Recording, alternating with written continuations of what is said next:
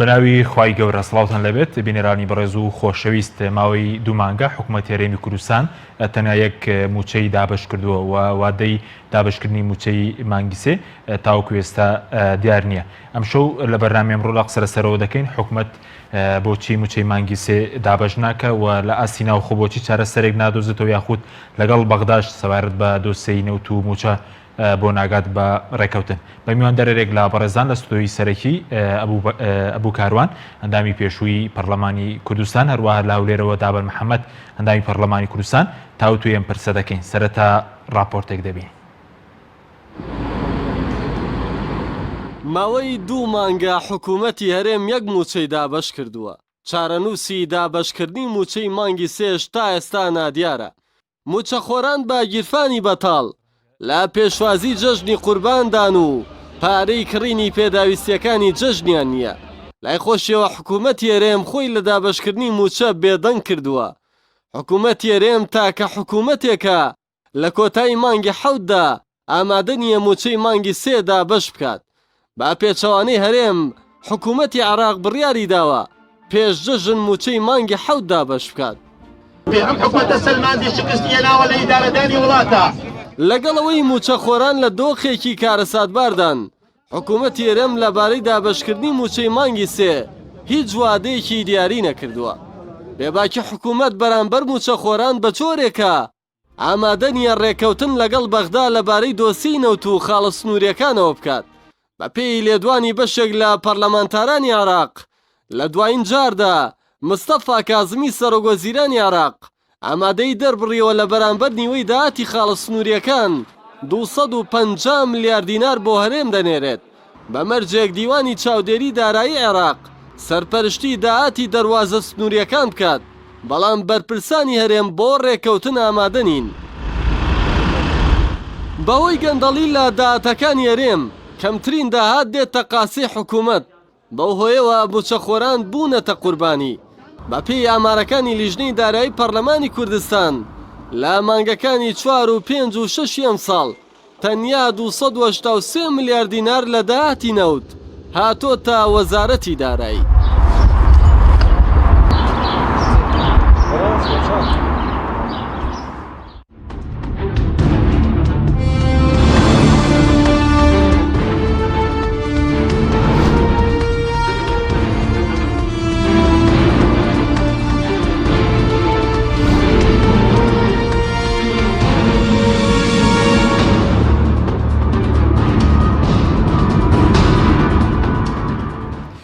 جارێکتر سڵاوتان لەبێت بینەرانی بەڕێز سوپاس بۆ میوانەکانمان کاک بوو کارەوە خێر بێ سوپاس بۆ ئەمەدە بوون. ئەگەر لەسەرتالەوە دەست پێ بکەین بە بۆچوونی بەڕێز هۆکاری دابەژنەکردنی موچەی مانگی سێ لەلایەن حکوومەت یاخود ڕاگەیاندنی وادەکەی بۆچی دەگەڕێتەوە؟ سوپاس بۆ هەموو لایەکمان دەزانین دەمێکە هەرێمی کوردستان حکوومەتی هەرێمی کوردستان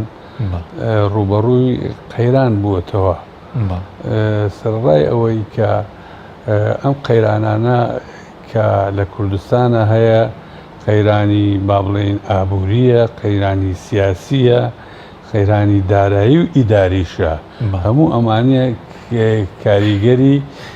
کردووەتە سەر شێوازی حکومڕانی بۆیە کە ئەم کێشانە هەبێ حکوومەتی هەرێم و بە تەواوەتی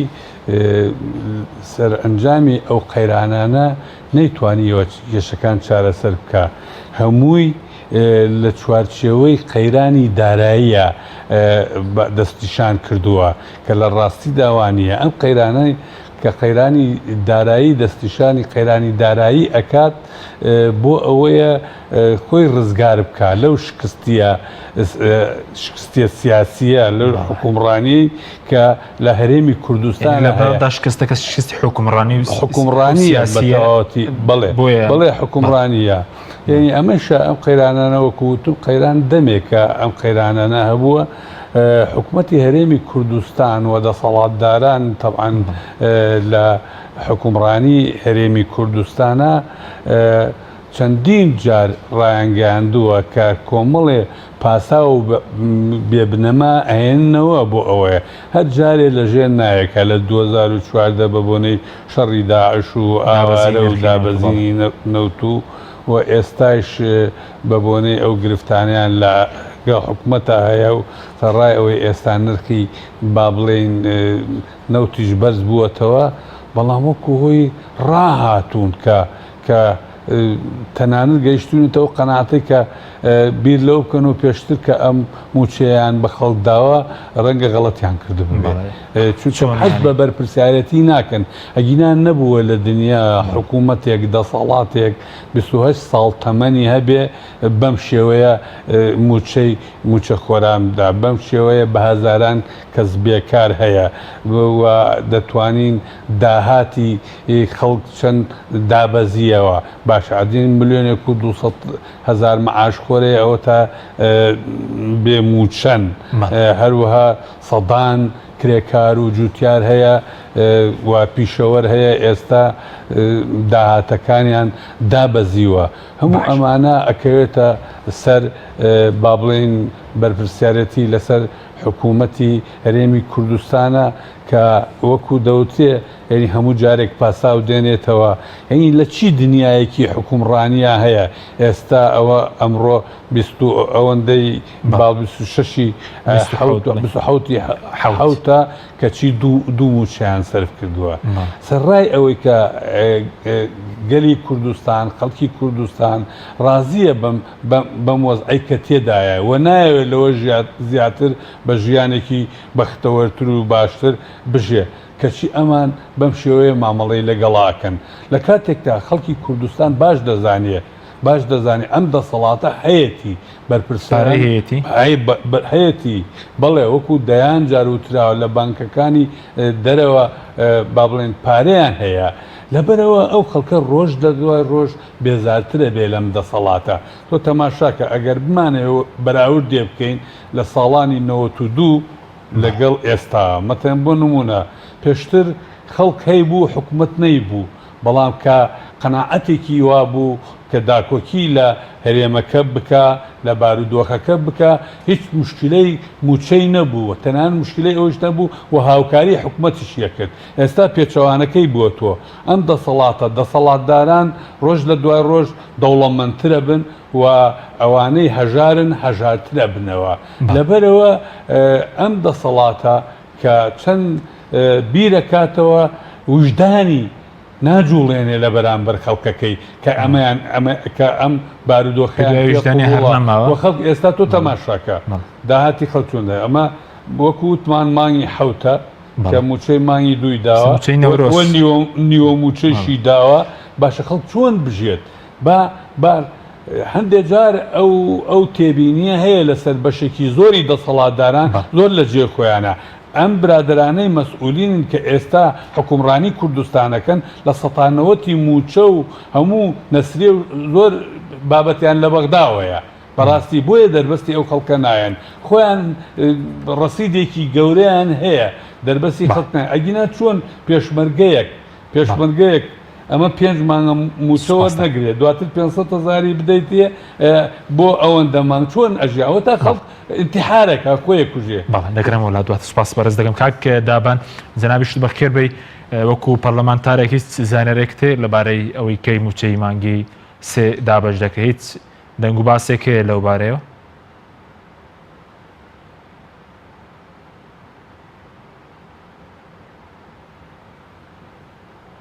بۆ میوانە بەڕێزەکەەوە یەکاکە حەکیم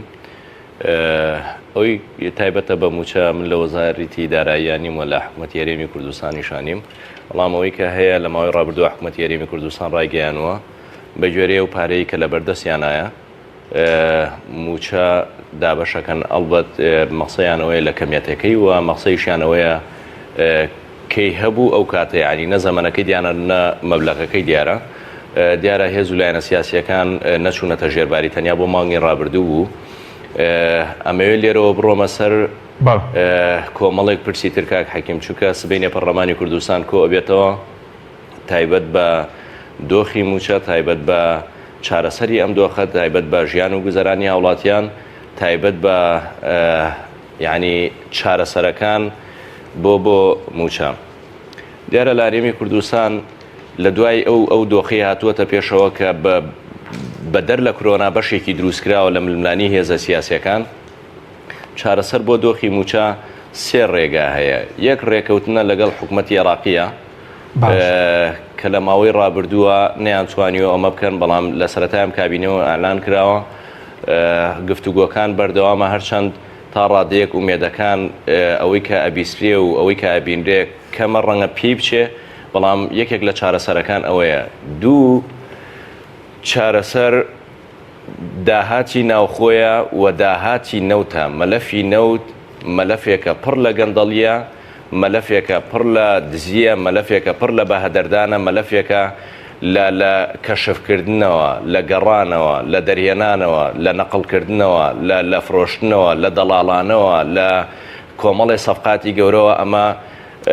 پارەی خەڵکە و پارەی میلەتەکەیە بەهەدەرەدرێ یعنی پیاچوونەوە و ئیسلاحکردن لەم مەلەفەیە زۆر گرنگە کە خۆشبەختانە ئێستا زیاتر تەرکیزێکی باشی چووەتە سەر و دوو مەلەفی ناوخۆیە داهاتی ناوخۆ لە باج و ڕسومات و لە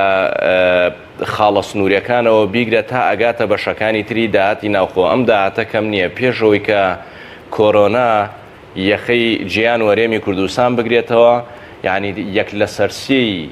موچەی فەرمانبەران ئەتوانرا لە ڕێگەی داهاتی ناوخۆوە دابین بکرێت چکە ئەو کاتە داهات ڕۆیش بووە نزیکەی 380 ملیار دینار پێش کۆرۆنا ئێستا ئەڵبەت ئەم ڕقەمە کەمی کردووە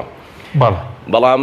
ئەمە دیوێکی پرسەکە دیوێکی تری پەیوەندی بە ململانەی سیاسی نێوان پارتی دیموکراتی کوردستان و یەکێتی نیشتمانی کوردستانەوەیە کاک حەکیم ینی ئەم ململانەیە کە بەردەوام بووە و ئێستاش بەردەوامە و لە داهاتووشا بەردەوامە بێ خەڵکی هەرێمی کوردستان باجێکی زۆر گەورەیان ناوە ینی بارتەقای ئەم قەیرانە داراییەی کە ئێستا هەیە بارتەقای ئەوەی کە خەڵک موچەی نییە خەڵک بژێوی نییە خەڵک بارگرانی و ژیانگرانی لەسەر دروست بووە ئەم ململانێ سیاسیە لە ئاستی ناوخۆی لە ئاستی ئیقلیمی زەرەرێکی زۆر گەورەی داوە با من چەند نمونەیەکە بۆ باسکەم یعنی تازەترین نمونەیان پەیوەستە بە پەرلەمانی کوردستانەوە سەرباری ئەوەی کە دامەزراوەکانی دیوانی چاودێری دارایی نەزاها چوزانم کۆمەڵێک موەسسەساتی گرنگی تر مافی مرۆڤ کۆمەڵێک موەسسەسات پەکی کەوتووە یەکێک لەو دامەزراوانەی کە ڕاستەوخۆ نوێنەرایەتی خەڵکی کوردستانەکە و خەڵک دەنگی بە کاندیدێک یاخود دەنگی بە کەسێک داوە بۆ ئەوەی کە لە پەرلەمانی کوردستانە لەسەر بەرژەوەندەکانی ئەو قسە بکە یان نوێنەرایەتی ئەو کا لە پەرلەمانی کوردستانە ببینە بە بۆنەی ململانی نێوان پارتی و یەکێتیەوە چەند ڕۆژێکە چۆن سەرقاڵن و تەنانەت ئەمڕۆ سەرۆکی پەرلەمانیش ئاماژەی بەوەدا کە نزیکەی 5 مانگە دەست و قاچی بەسراوەتەوە ناتوانێت کۆبوونەوەیەک ڕێخا سەرباری ئەو هەموو قەیرانەی ئەو هەموو کێشانەی بەرۆکی خەڵکی کوردستانی گرتووەتەوە یەکێکی تر لەو ململانێت تۆ سەیریکە لە مستەوای حکوومەتی عێراقا لێرە داوای شەراکەتی ڕاستەقینە لە یەکتریەکەن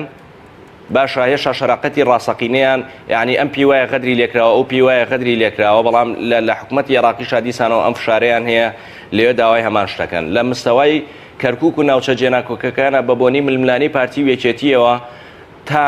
ئەوەی کە ئەنجومەنی محافظەی کەرکووک بە بڕیارێک هەڵوەشایەوە نەیانتوانی محافظێک بۆ کەرکووک دانن و بەشێک لەو ناوچانی کە ڕیفراندۆم و 16 ئۆکتۆبەر تیا ڕوویدا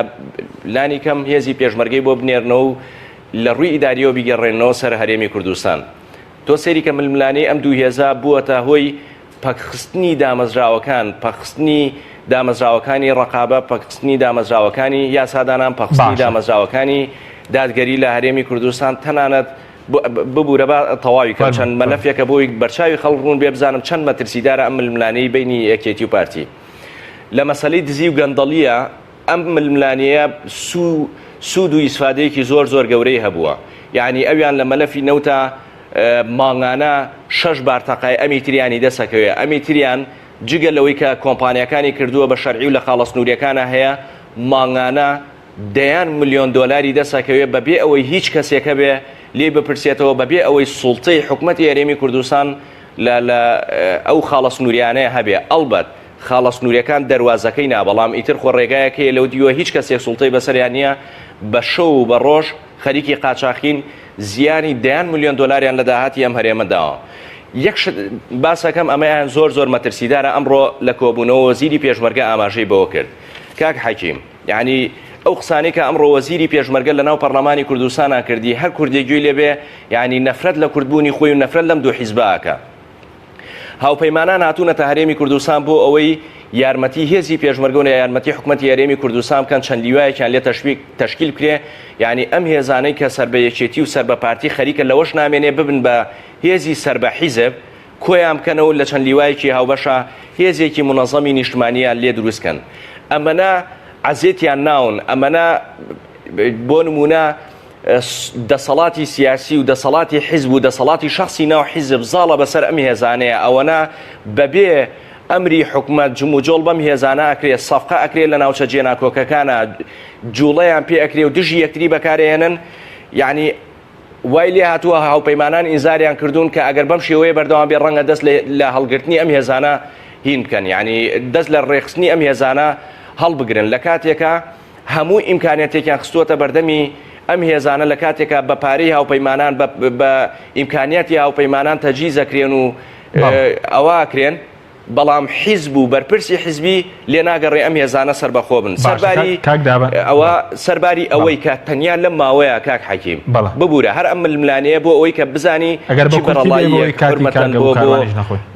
بینەران حرمەتەن بۆ میوانە بەڕێزەکانە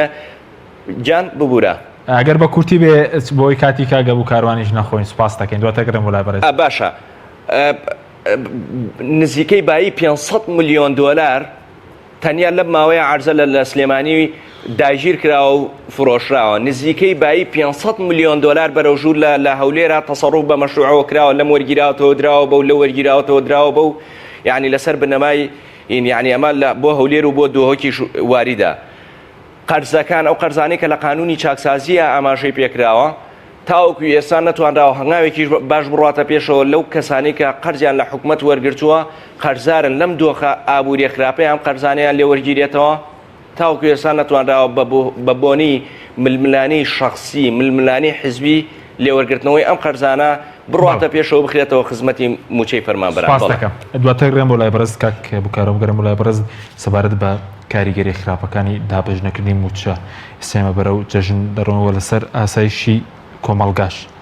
بە دوو مانگ جارێک موچە دابەش بکرێەوە بە لێبڕینەوە کە ئێستا مانگی سێژ وا دەکەی دیار نییە کاریگەریەکانی بڵین چییە؟ بەدڵنیاییەوە کاریگەریەکە دەبینین ئێمە وەکو باسمان کرد لە سەرەتاوە ئەمە داهاتی هەموو فەردێکی ئەم کوردستانە زۆر دابەزیوە باش وەکو باسمان کرد موچە خۆران کە ئەبینێ ملیۆنێک و 200,000 کەس ملیۆنێک و 250,000 کەس 4-5 مانگ ئەوە بۆ مانگی حوتە ڕوا تا ئێستا دوو موچە دراوە بەدڵنیاییەوە تۆ لەکوێ بزان ئەگەر ژمارەیەک وەرگین مەتەرەن بۆ نمونە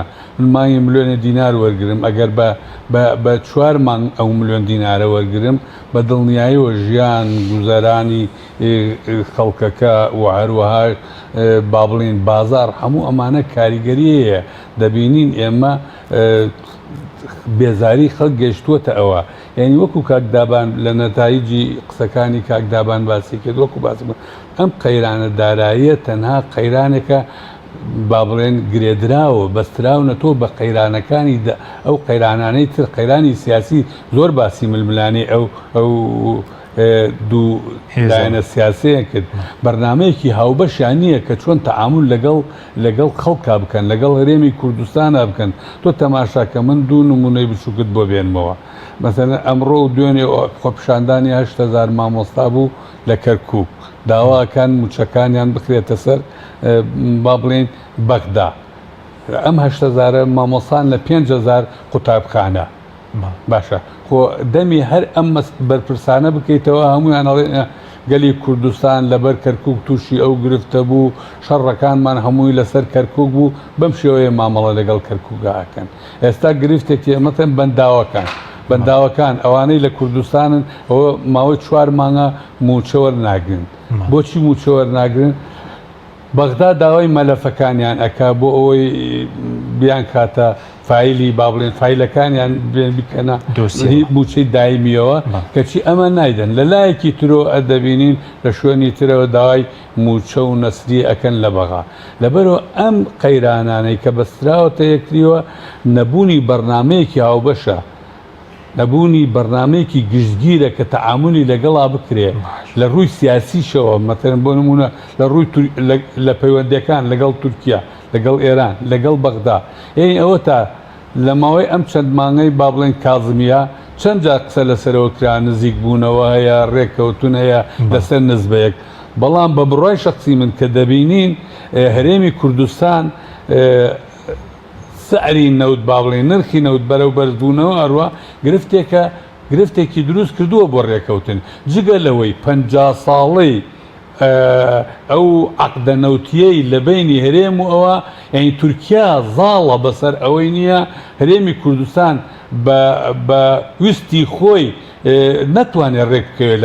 لەگەڵ بەغدادا کە ڕێک ناکەوێت لەگەڵ بەغدادا تاوان ئەو نزبە پارەیە کە پێشتر بۆ کوردستانات ئیستا پێی نادرێ لە بەرامبەر ئەمە ئەچێ وەکو دەوتین کاکە مافەکان تۆڵەکان لە خەڵکی کوردستانە سێنێتەوە یعنی ئەمە بیرنەکردنەوەیە لە بوونی بەرنمەیەکی گشتی هاوبەش و بیرنەکردنەوەیە لەوەی کە ئەم کۆمەڵانی خەڵکی کوردستان و خەڵکی کوردستان چۆن ئەژێ چۆن کارەکە چۆن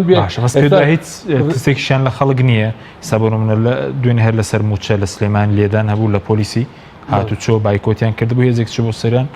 دەستگیری کردبوون و لە پۆلیسی هاتو چۆشی دابوو مەسەلەن هیچ ترسێکیان نییە لە خەڵک لە موچە خۆران بەدڵنیاییەوە خۆیان باش ئەزانن ئەگەر خۆیان لێ گێل نەکەن بەجددی پێدەڵێن تەجروبەی وڵاتانی دنیا تەجروبەی زوڵم و ستەم لە دنیاە دەبینێ ئەگەر تەسەورێکیان وا هەیە بیرکردنەوەیان بەو ئاراستەیە کە ئەمانە سوڵتەیان هەیە و هێزیان هەیە و کەس ناتوانێت سەربەرزکاتەوە بەرامبەریان بەڵام زۆر لەوە بەهەڵە ئاچوون لەبەری ئەوەی بیر بکەنەوە ژیان و گوزەرانی خەڵک باشتر بکەنەوە ئەوانەی بێکارن کاریان بۆ بدۆزنەوە بەڵام ئەگەر بیرکردنەوەیان بەوە بێ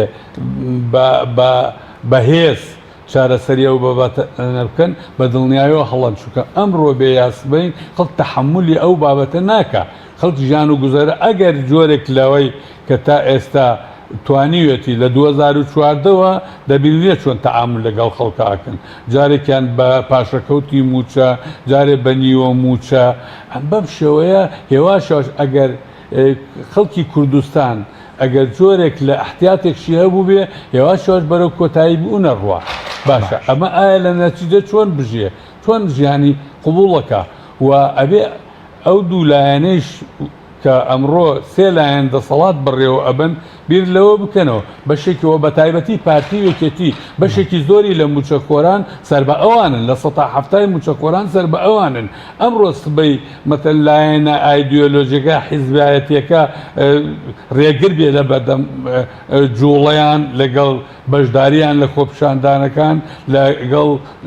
دەربڕینی ناڕزایەتیەکانیان بەڵام ئەمڕۆ سبەیە ئەمە بەم شێوەیە نابێ لەبەرەوە لەبەری ئەوەی کە پێویستە بیر بکەنەوە لە داهاتوودا چی بکەن بەجددی ناکرێت بیر لەوە بکەنەوە کە تەماشاکەن ئێستا ڕێ بەشێکی هۆکاری ڕێک نەکەوتن لەگەڵ بەغدا ئەگەڕێتەوە بۆ ئەوەی ئەگەر جۆرێک لەوەی خۆیان نەوت بنێرن ڕەنگە وەکو هەموو خەڵکی کوردستان قسەی لەسەرەکە داهاتەکە نادیار بێ یعنی زۆر پیان باشە ئەم ناشەفافی بوونە بۆ ئەوەی لە پاڵ ئەوە بتوانن کە بە ئارەزووی خۆیان ینی بۆی ڕێک ناکەون ئەگەر لە بەغدا پارەکەەوە بێت وەکو 400 میلیارەکە دیارە جۆرێک لەوەی دیارە دەڵێنێتە کوردستان ئێستا داهاتینە و تونا و خۆ خاڵەسوونەکان نازانی بە دڵنیایەوە ئێستا تۆ تەماشا بکە ینی ئاراستەکان پێشتر جددیتر بوون بەوەی کە جۆرێک لە جۆرەکان ڕێککەون لەگەڵ بەغدا بەڵام ئێستا دەبینی بە شێوەیەکی تر مامەڵی لەگەڵ هەستەکرێ جۆرێک لە خۆدزیینەوە هەیە لەسەر ئەو بابەتانە کاکدابان دی باسی ململانەکانی ئەم دوولایەنەی کرد و کاریگەری لەسەر شێوازی حکومڕاستی بنی لە هەرێمی کوردستان و کاریگەری لەسەر ژیانی خەڵک و کاریگەری لە چارەسەر نەکردنی قەیرانەکان قەیران لە دوای قەیران تەسلیمی یەکتریەکەن ئەوە لە دوێنەوە پێرەوە خەڵک لە بەچی دڵە ڕاوکەیەک خەڵکی کوردستان ئەژیا ئەمڕۆ ڕۆیشتن پێرە ناچن بۆ کۆبوونەوە ئەمڕۆ ئەچن بۆ کۆبوونەوە یعنی هیچی لە مەسەلەکە گۆڕێ خەڵک نایبینێت تەنیا ڕێککەوتن و ململانەی لەگەڵ یەکتریە زۆر جار ئەوە وتراوە سەرڕای ململانەکانیان سەرڕای کێشە و گرفتەکاریان بەڵام کۆمەڵێ بەرژەوەندی لە نێوان پارتی یەکێتی هەیە واکە ئەمانە تا سنوورێک ئەم ململانەیە تود دەکەنەوە لەبەر یەکتری و هەر ڕێکەکەون نەیایی بەڵێن دەسەڵات دەستکەوت و داهات تحکومەکە بە ئەو ململانەکان سپاس دەکەم کاک دابان بگەڕێمەوە لای بەڕێز دەوەی کە بەڕێز وتە ئێستا بۆ موچە سێ چارەسەرەیە ڕێکەوتن لەگەڵ بەغداد مەسەلەی دۆسیەی نەوت چارچەکنی گەندەڵی و داهاتی ناوخۆ بەڵام ئێوە دەبین لەم سێ چارەسەر هیچیان ئێستا ناگیرێنێتە بەرەوە تا لەگەڵ بەغداد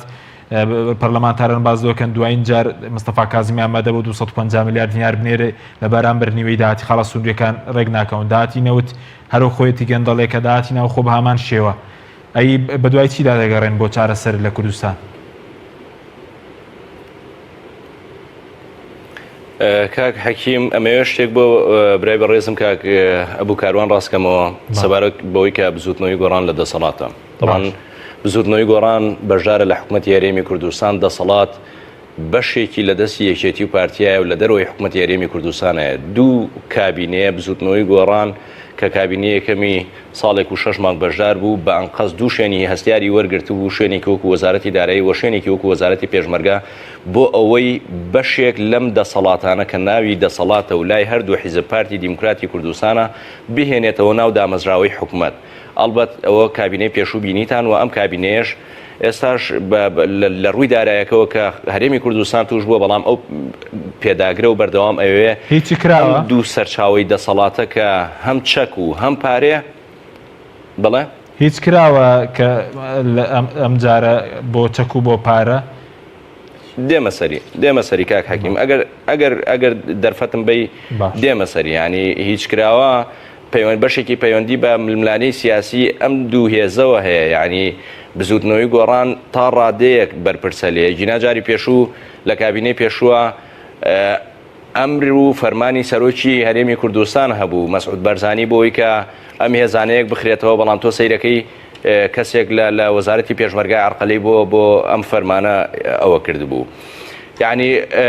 بزوتنەوەی گۆڕان ئەوێ ئەم دوو سەرچاوەیە هەم پارە و هەم هێز بێنێتەوە ناو حکوومەتی هەرێمی کوردستانەوە لەناو ئەم دامەزراوەیە بێ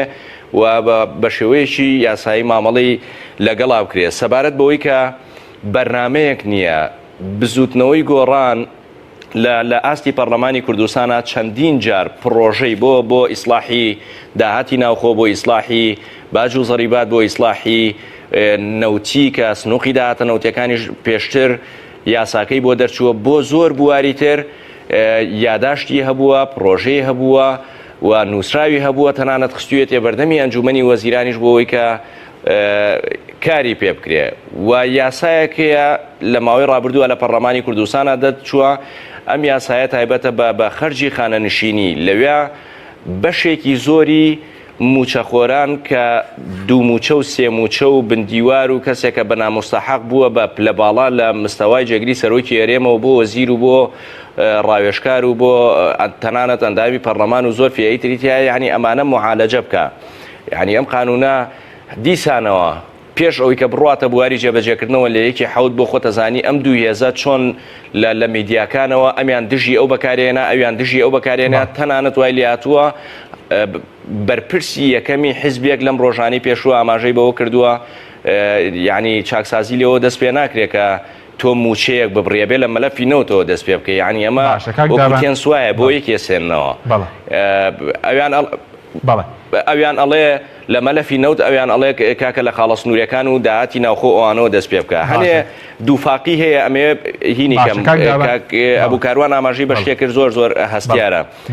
ببوورە ئاماژەی بەوە کرد کە لە کەرکووک 8,000 مامۆستا هاتوونەتە سەر شەقام ئەگەر ببوورە ناوبڕێکمان ئاساییە بەڵام دەرفەتم بی بۆی قسەکانم تەواو بکەیت مۆزوعەکە هەستیارە بڵێ دوای ناوبڕەکە بە سەرچاو دەگەڕێن وڵاتە بەڵێ بینەرانی بەڕێز ناوبڕێک و دەگەڕێن وڵات تۆپ تاکە بریکاری تۆڕی میدیایی کۆمەڵ بۆ دروستکردن و بڵاوکردنەوەی ڕێکلام تۆپ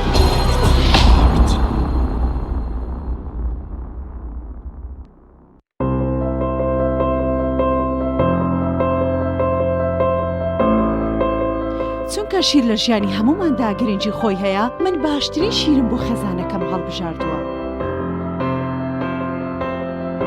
هەموو کات شیری ئاڵتونسا بە منداڵەکانم دەدەم بۆ ئەوەی مێشتێکی چالاک و داهێنەرانەی هەبێت من بە شیری ئاڵتونسا کێک و شیرینی دروست دەکەم شیری ئاڵتونسا ڕۆڵێکی گرنگی لە خێزانی ئێمەدا هەیە 100% سروشتی تامێکی نایە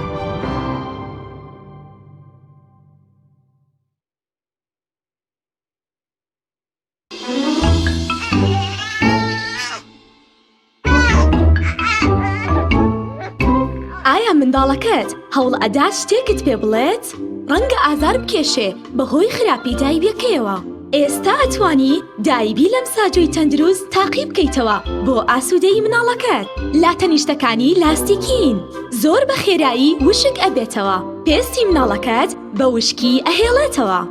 شەوێکی ئاسوودە و بەیانیەکی پڕ لە چالاکی پێدەبەخشێت ئاسوودەیی مناڵەکەت لەگەڵ لەم ساجۆی دەست پێ ئەکات ئایا تا ئێستا کێشەی کارەبات هەیە؟ بێزار بوویت لە کێشەی کەمی کارەبا و بڕانی بەردەوامی؟ بە دوای کارەبایەکی بەردەوام و بێکێشە و تێچووی کەمدا دەگەڕێیت؟ ئەوە فانسی پاوەر سەرجەم و کێشانەی بۆ چارەسەر کردویت بە دانانی سیستەمی سۆلار و وەرگرتنی وزە لە خۆرەوە با بەکارهێنانی باشترین مەوادی ستانداردی جیهانی کە سەرجەمیان گرنگی چەندین ساڵیان لەگەڵدایە بە سەرپەرشتی ئەندازیار و ستافی شارەزا و بازمون کارەکان جێبەجێ دەکرێن ئەم سیستەمە دوورە لە تێکچوون و هیچ تێچوویەکی ڕۆژانەی نییە هەروەها بە دۆستی ژینگە ناسراوە و ژینگە لە پیسبوون دەپارێزێت فانسی پاوەر بۆ داهاتوویەکی ڕووناکتر ناونیشان سلێمانی شەقامی مامۆستایان نزیک شەقامی قەنات تەلاری جاسەنا 0 153 85 ئەم کوڕانەوی چالاکە حەزی لە چپسێکی چاکە بۆیانینی لای تاکە زۆر تەندروستە و زۆر پاکە ئەم چەشناوی پاریە حەزی لە چپسێنی نییە مینی تامی سروشتیە هیچ چپسێک وەک ئەو نییە هەژوانیش کوڕێکی جوانە حەزی لە ئاهەنگێرانە لە یادی لەدایک بوونەکەی چپسینی نی بوو هەڵبژاردەکەی مینی هاوڕێی مناڵانە تامی خۆشە و بێزیانە بۆن و ڕەنگی هەمە جۆرە شێوە و قەبارەی زۆرە بشاری نینی تامێکی لە یاد نەکراو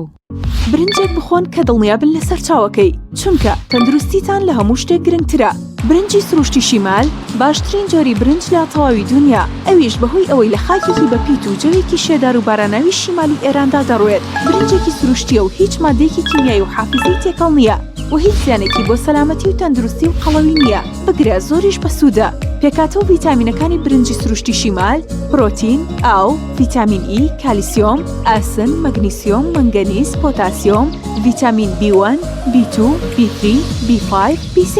واتە ئەم برنجە برنجی کارگەکان نییە خاڵی بێت لە ڤیتامین بەڵکو و چڵتوکە و خۆمان کڕی دەکەین شێوازی لێنانی لەگەڵدایە بۆ دەستکەوتنی برنجی سروشتی شیمال پەیوەندی بکەن بە 0 353 27 27 هەر کات تاقیتان کردەوە خۆتان بڵاوی دەکەنەوە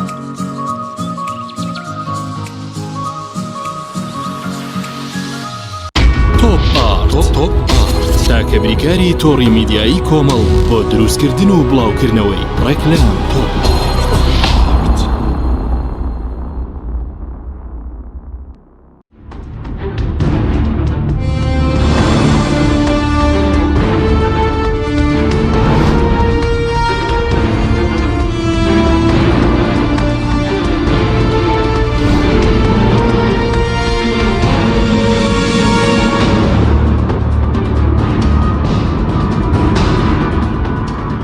زۆر سڵاوتان لەبێت بینێرانی بەڕێز کاک دابانگەرم و لای بەڕێز ویست باسی مامۆسایانی کەرکوب کەی فەرموو بەڵام سەبارەت بەوەی کە وتت دەتانەوێت چەک و پارەش بۆ حکومەت بگەڕێتەوە کوبستنەوەی گۆڕان بەڵام سەرەوەی لەم کابینەی کە وەزیری داراییشە فراکسیۆنێکی خۆشتان بەداو چتان کردو کە هەندڵ لە خاڵە سومریەکان 176 ملیار دینارە بڵین مانگانە هیچ کراوە بۆ بنەبڕیم گەندەڵ یاخود دامزرانی سندوقی داهاتە نەوتیەکان کە پشکیەوە بوو فەرموو. سەبارەت بۆ دوو پرسیارە سبینێ وەزیری دارایی دێتە پەرلەمانی کوردستان حتمما لێوێ لێ پرسین کاک حەکیم ئەوەی کە پەیوەست بوو بە مامۆسایانی کەرکووکەوە 8,000 مامۆسا داواکەن کە موچەکانیان بخرێتەوە سەر حکوومەتی عێراق تەنیاوە نین لە هەرێمی کوردستانی شا مەجموعەیە موەسات و دامەزراوەی لانی کەم سەر بە حکوومەتی عێراقی هەیە وەکو جنسی و پاسپۆرت و ئەوانە لێرەن و لێرە کارەکەن حکوومەتی هەرێم موچەکەیانەدا بەڵام لە حکوومەتی عێراقیەوە پارەکەیان بۆیە 6 مانگە داواکەن ئیسرارەکەن دیسان و موچەکەیان بخرێتەوە سەر حکوومەتی عێراقی چونکە حکوومەتی هەرێمی کوردستان نە ئەو بڕێی بۆیان دیاریکراوە ئەیدا و نیوەی ئەوانیش کە هەیە خەڵکی ئیزافە کردووەتە سەریان واتە ئەگەر ژمارەیان 800 کەس بێ حکوومەتی هەرێم کردوێتی بە 1,200 کەس و لە پارەکەشیان وەکو خۆیان ناداتێ و لە کاتی خۆشیان نایانداتێ ینی تۆ سیر کە لە دوێنێ بەڕێوەبەرایەتی هاتوچۆ مانگرتنی کردووە هێزاڵی کوتاوەتە سەری لە کاتێکە هەرو حیزبە ناڕازیە لە حکوومەتی هەرێمی کوردستان و ئەڵێ ئیشم لەبەر ناڕوە لە ماوەی ڕابردووە خۆشانداران لە من ئەوم نەبیست و ئەگەر لەسەر داوای ئەویش بێ ئەبێ لێ پێچینەوەی لەگەڵا بکرێ ئەبێ لێپرسینەوەی لەگەڵا بکرێ ئەبێ ئیجراعاتی لەگەڵا بکرێ چکە ئەوە هەڵەیەکی زۆر گەورەیە دوو لە ماوەی ڕابردووە خۆپشاندەران کرایەوە بۆ خۆتان بینیتان لە ناو سلێمانیە تەقە لە خۆپشاندەران کرا و تەقەیان کرد بەسەر خۆپشاندەران لە کاتێکە گلەییان لە بەشاریان لە حکومەتە هەیە وەکو کارتی فشار مەسلەی فەرمانبەرانی گرێبەستیان هێنایە ناو پەرلەمانی کوردستانەوە بۆی بیکەن بە کارتێکی فشار لە حکومەتی هەرێمی کوردستان و دوایی گەڕانیانەوە بناو پەرلەمانی کوردستان ئێستا لەوێ فەرمانبەرانی گرێبەست چارەنووسیان نادیارە بەڵام لە بنکەی مەشق و ڕاهێنانی سلێمانی بە یەک فەرمان 150 کەس دامەزراوە بۆ لەسەر وەزارەتی پێشمەرگە لە کاتێکە وەزارەتی پێشمەرگە یەک لە سەرچی کۆی موچەی فەرمانبەرانی هەرێمی کوردستان مۆزەفی هەیە 430,000 موچەخۆری هەیە وەزارەتی پێشمەرگە بەبێ وەزارەتی ناوخۆ بەرگری و فریاکەوتن و کۆمەڵێک موسساتی تر 63,000 یەکەی پاسەوانی هەیە لە کاتێکە ئەم وەزارەتە وەزیرەکەی لەسەرەتی هەرێمی کوردستان بپارێزێ لەسەرەتی دامەزراوەکە یعنی قواری هەرێمی کوردستان بپارێزێ سەرباریەوەی 430,000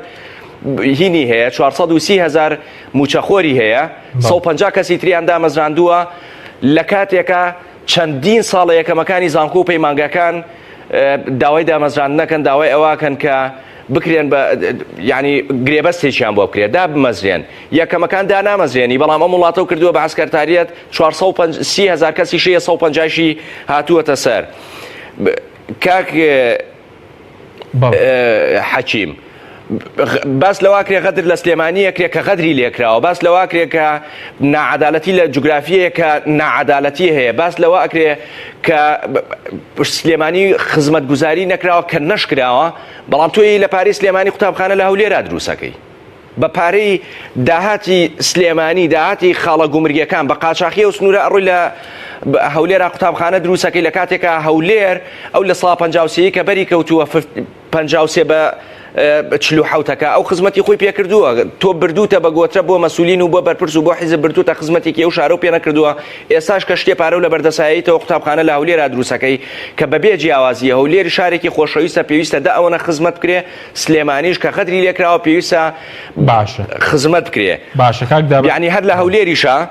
ببوورە با ئەم قسەیە تەواوکەم ببوورە کاک حەکیم تخوا با ئەم قسەیە تەواوکەم لە نیوەی ئەو قەرزانە کە 750 بۆ 800 ملیۆن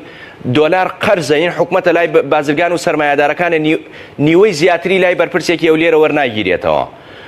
سێ ڕۆبعێکی ئەو قەرزانە لە هەولێرە تاوکو ئەم دقەیە ئیجرات ناکرێت بۆ یەک قەرزانە وەربگیرێتەوە پارەی نەوت پارتی دیموکراتی کوردستان ئەگەر ڕاستەکە خۆ ئەوەی کە بۆ نمونە شەریکاتی نەوتی هەیە ئەوەی کە بۆری نەوتی هەیە ئەوەی کە پارەی نەوتی بردووە ئەوەی کە هەر لەو حیزبەیە بۆچی ئیجرات ناکە ینی بەشێکیان پارەیە بجێڕێتەوە بیخاتەوە خزمەتی موچەخۆران. ینی کۆتا قسەم لەم پرسیارەی بەڕێستە معادلەکە زۆر ئاڵۆز نییە کاک حەکیم. 1,250,000 مۆزەفە هەیە موچەخۆری هەیە لە هەرێمی کوردستانە، زیاتر لە 350 بۆ 400 دوو موچە و ناوی دووبارە و بایۆمەتری و کۆمەڵی شتیترە. ئێلانی کەم بەشێکی ئەمە ببڕە لەم تەوقیتەیە، یعنی بەناحەق موچە و دوو موچە و سێ موچە و چوار موچە و پێنج و ئەمڕۆ ئەڵێن 5 موچەشەیە، ئەمە ببڕە دوو داهاتی ناوخۆ کە کۆمپانیەکانی خسووەتە سەری کۆمپانیەکانی خسووەتە ناو داهاتی ناوخۆ لە خاڵە گومرگەکان و لە باج و زەڕیبە و لە شەریکات و لە بوون بە ملیۆنێر و بوون بە ملیاردێر بەبێ ئەوەی ئینتاجێکیان هەبێ. خەڵک لە ئەوروپا کە ئەبێ بە ملیاردێر لەسەر مستەوای دنیا وڵاتانی دنیا ئەبێ بە ملیاردێر چکە داهێنانی هەیە. تۆ هەر لەسەر داهاتی ناوخۆ لەسەر داهاتی نەوت بووی بە ملیارێر، تۆ ئەوەی داهاتی ناوخۆ شتێ بیجێڕەرەوە داهاتی نەوت کە لە سێ بەشی یەک بەشی دەست حکومەتی هەرێمی کوردستان وەزارەتی دارایی ئەکەوێت و دێت بۆ موچە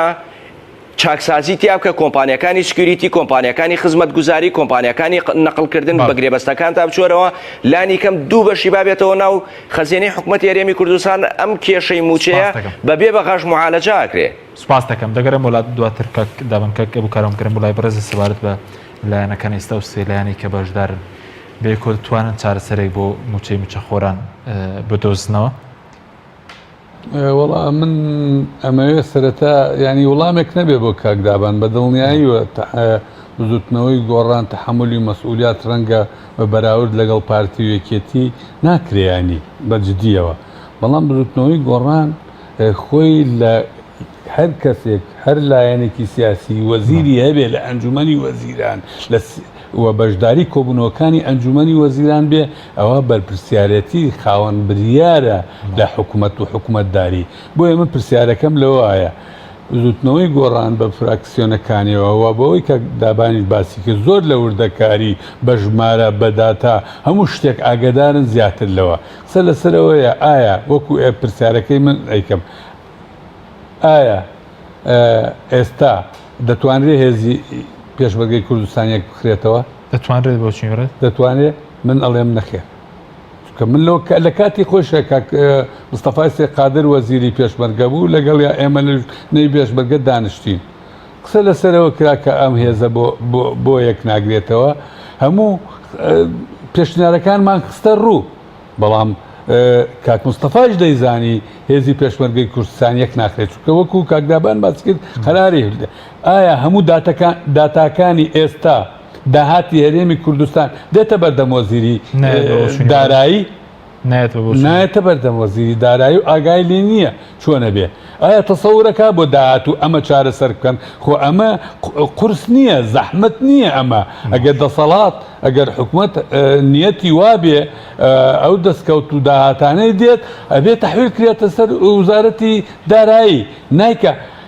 نیەتی ئەم دەسەڵاتی حکومڕانیە لە هەرێمی کوردستانیە ناتوانێت چارەسەری ئەم کێشە و گرفتانە بکات، ناتوانێت ئەوەی کە باسەکرێت لە هەموو ئەو کەم و کوڕیانەیەوە. تۆ تەماشاکە هاتووە چۆن چارەسەری کێشەی وەزئی خەڵک ئەکات، چۆن ئەو فەرقەی کە لە بینی ئەو موچە و نەسرەیە کە لە بەغا وەرێگرێ لە کێ دەرێکە لە خەڵک دەرێکە. تەماشاکە لە 130 ئیسا لە 150 با بڵێن پلە باڵاکان دواتری ئاوردێتە 121 یەکێ 500,000 دینار وەرگێ، واتە لێرەیە لە 140 موچەی موچەخۆران کەم کردوتۆ ئەوە. ئەگەر میزانیەک دابنا جارێ ئەگەر پێشتر 800 ئەوە ملیار بووە ئێستا بە 400 دەتوانێت بیخاتەڕێ، هێشتا 400ەکەیشی بە نیوە سەرفەکە کردوێتە 200. لەبەرەوە ینی من قسە لەسەرەوەیە ئەم دەسەڵاتە ئایا دەتوانێت هەموو ئەوانەی شەفاف بێت؟ بڕواناکەم بتوانێت و بوونی بزوتنەوەی گۆڕان لەوێ ئەبێ حرەکەتێکی گەورە بداتە ئەم بابەتە. نەخێر نەیداوە چی کراوە فەرموو بابێن بە هەڵسەنگاندنێ بۆ کابینەی پێشوو کابینەی ئێستا بکەیت. دەبینی چ فەرقەکەیە چ جیاوازیەکەیە و ئەو گلەی و گازەندەیە کە برادران ئەیکەن کە لە حکوومەتتان و حتا یەکێتی لەسەر پارتی لەسەر یەکێتی و بزوتنەوەی گۆڕان لەسەر هەردوو لایەنەکان هەموو ئەوانە بابەتی گرنگن. باشە بۆ کۆی ئەم بابەتانە لە کۆبنەوەکانی ئەنجومەنی وەزیران هەنگاو بە هەنگاو چارەسەر ناکرێ لەبەرەوە ینی تۆ تەماشاکە ئێستا ئەو خەلەرە گەورانەی کە فراکسیۆنی گۆڕانیش ڕۆیشتە سنوور و کۆمەڵێ کاری باشیان کرد و کێشەگرفتەکان و خەلەلەکانیان دەستنیشان کرد بەڵام دێیتەوە بۆ چارەسەر ئەتوانن چارەسەری بکەن ناتوانن ئەوە تا دەبینین جارجار ئەگەر کێشە و گرفتە بێ کرۆنا بۆ مەسلەیەکی سیاسی ئایا ڕۆڵی بزوتنەوەی گۆڕان لەم بابەتانە چییە؟ من بەستم لەوە نییە سەرێکی موچە هیچ چارەسەرێک لەم دەسەڵات چاوەڕێ دەکەین بۆ موچە ئەم دەسەڵاتە وەکوتن پێویستە بیر بکاتەوە یعنی بەم شێوەیە ناتوانێت کاکدابان باش بۆی چوو چەند ڕێگایەک هەیە بۆ چارەسەر یەکێ لە ڕێگاکانی ئەوەیە ڕێککەوتنە لەگەڵ بەغداوە بەڵام نیکەن یەکێکی تریش لەوانە ئەوەیە ئەگەر قسە لەسەر موچەی موچەخۆران بکرێت جیاوازترە تا بابێن کێشە و گرفتی قەرزی کۆمپانیاکان بکەنەوە بابێن کێشە و گرفتی مەسفاکان بکەنەوە با پرسی کارەبا چارەسەر بکەن بزانین چۆن ئەکری ئەمانە شتە قەزیە گەورەکان باز دەدەن بەبانیا چارەسەری ناکەن ئەمانە تەماشاکەن ئەوە تا با بڵێن نایەم ئەوانەی بە ناحەق موچیان بۆ بڕاوەتۆ لای بدە بەڵام دێر لە موچە و فەرمانبەری ئەساسی کەمەکاتەوە سپاس دەکەم کاک دابان دوا پرسیارم زۆر بە کورتی سەبارەت بە بەدیل چێ بۆ چارەسەری دۆخی موچە ئەگەر وەکو دوا پرسیار بەوە سەبارەت بەوەش کە پێ دوای وەزیری دارایی ئاگەی لە داهاتەکانی هەرێمنەوەی وەکو کاک گەبووکاران باسی دەکات بە کورتی بێ سپاس دەکەم کاک حەشیم باسی تحملی مەسئولیەتی بزوتنەوەی گۆڕانەکەم بە درێژایی 29 ساڵ پارتی وێکێتی کە تەنانەت آخر قسەی خۆیانەوەیە کە گەندەڵیان بە قانونی کردووە دزیان بە قانونی کردووە فەسادیان بە قانونی کردووە داهات و سەروەت و سامان و داهاتی نەوتی ئەم وڵاتە و هەرێمی ئەم وڵاتیان بە قانونی بردووە بزوتنەوەی گۆڕان کە 6 مانگە بەژارە لە حکومەت بە قەدەر خۆی بەژارەوە کاگە بۆ کاروان لە پەرلەمانی کوردستانە بووە ئەزانێ بۆ نمونە کاری پەرلەمانی چۆنە و عەدەدی کورسی چەند تاسیری هەیە و بارتەقای ئەو کورسیانەی کە هەیە تۆ مەسوولی بەرپرسیارەتی وەرەگری چی لە ناو حکومەت چی لە پەرلەمانی کوردستان چی لە دامەزراوەکانی تر سەبارەت بە پێشمەرگە کە ڕێک نەخراوەتەوە ئەم وەزارەتە 29 ساڵە بە شەراکەت لە بین یەکێتی و پارتیا بۆ ئێستا لایلایەنێکی دیاریکراوە بۆچی من بەرپرسمیانی لە ناو حکومەتی هەرێمی کوردستانە بۆچی خەڵک یەخەیەوان ناگرێت کە بەرپرسیارەتی هەیە سەبارەت بەوەی کە کۆمەڵێک پرسیتر هەیە بە تەدریجی بەرپرسیارەتی شۆڕە بێتەوە بۆ خوارەوە سەرۆکی حکومەتە هەیە کە بەرپرسی یەکەمە جێگرەکەی هەیە کە بەرپرسی دووەمە دوایی بە گوێرەی مشارەکە و بە گوێرەی عەدەدی کورسی و بە گوێرەی بەژاری خۆ بەقەدەر ئەوە بەرپرسیارەتی وەرەگری نەک ئەو فەزا و فەوزایی کە ئێستا دروست بووە کە ئەنەما بەس تەنیا وەزیری دارایی هەیە و تەنیا بزوتنەوەی گۆڕان لەناو ئەم حکومەتە هەیە و یعنی فەزایەکی سۆشیال میدیا و میدیایان دروست کردووە کە ئەنەما 29 ساڵە خەڵکی تر حکومڕان بێ ئەم دوو هێزە حکومڕان نەبن سەبارەت بە ئەو پرسیارەی بەڕێزە کە باسی لەوە کرد ینی بەدیلی ئەمە چییە بەدیلی ئەمە ئەو خاڵانەیە کە پێشووتر باسم کردووە ینی ئەم دوو ئەبێ ئەم دوو هێزە مل بدەن کاک حەکیم یعنی کازمی لە بەغدا بەبێ ئەوەی یەک ئەندامی پەرلەمانی هەبێ لە 2 شەو و 2 ڕۆژە سەردانی هەموو خاڵە سنووریەکانەکە ئەگەر بە شۆیش بێ هێزی نردوو کۆنتترۆلی کردووەتەوە بەڵام لێرە تۆ هێزی زۆرینەی سەرۆکایەتی هەرێمە لایە سەرۆکایەتی حکومەتی لایە زۆرینەی ناو پەرلەمانێ لایە تا ئەم دەقەیە کیسەڵ ئاسا مەسلەی چاکسازیە ڕاتە پێشەوە خۆ نەبێ بزوتنەوەی گۆڕان بڵێ ئەم حکومەتە پێرفێکتەوە ئەم حکومەتە زۆر کێشەی نیە و لەبەر ئەوەی کرا چەند پۆستێکی لەناو نەخێر بزوتنەوەی گۆڕان گلەیی هەبووە بزوتنەوەی گۆڕان گازندەی هەبووە ڕەخنەی هەبووە ئاخجار کۆبوونەوەی کردووە هەموو قسەکانی خۆی بە پارتی دیموکراتی کوردستان وتووە و بەرپرسی یەکەم و کۆتایی لە ئەنجامدان یان نەدانی چاکسازی پارتی دیموکراتی کوردستانە لە هەرێمی کوردستان چونکە بزوتنەوەی گۆڕان ڕێکەوتنی لەگەڵ ئەوە کردووە و زۆرینەی وەکو وتم سەرۆکایەتی حکومەت سەرۆکایەتی هەرێم و زۆرینەی ناو پەرلەمانیش کە بەبێ ئەو کۆبوونەوە ناکرێت بەبێ ئەو هیچ بڕیارێک نادرێت بەبێ ئەو هیچ پرۆژەیەک نابێ بە یاسا پارتی دیموکراتی کوردستان سپاس دەکەم کاگە بوو کارانی خۆرە پێویست چاکسازیەکە شەر ئەنجام نادرێ وەکو موچەکە من پێم وایە کە قسە لەسەر ئەو دەسەڵاتەکەین و بەشداریەکەین لە دەسەڵاتێکە هەبێن تەعاملەکە مەسەلەکە لەوە چڕ نەکەینەوە کە زۆری نەوکەمی نەبێ بەڵکو کەسێک ڕۆشنبیرێک نووسەرێک پێشنیارێک باش بکە لە خزمەتی ئەمە بێ هەبێ وەریگرێ بەڵام قەنەعەتی تەواومەیە 10 کورسیت بێ و 20 کورسیت بێ ئەمانە ئەوەیانەی خۆیان دەیانەوێ ئەو ئەجندایە جێبەجێەکەن گوێ لە کەس لە شەریکەکانیانیش ناگرن. سپاس زۆر سپاس بۆ بەرەزان ئەبوو کاروان ناوی پێش پەرلەمانی کوردستان دا بە محەممەد ناوی پەرلەمانی کوردستان سپاس بۆ بینێرانی بەڕێز سپاس باوکاران خواتان.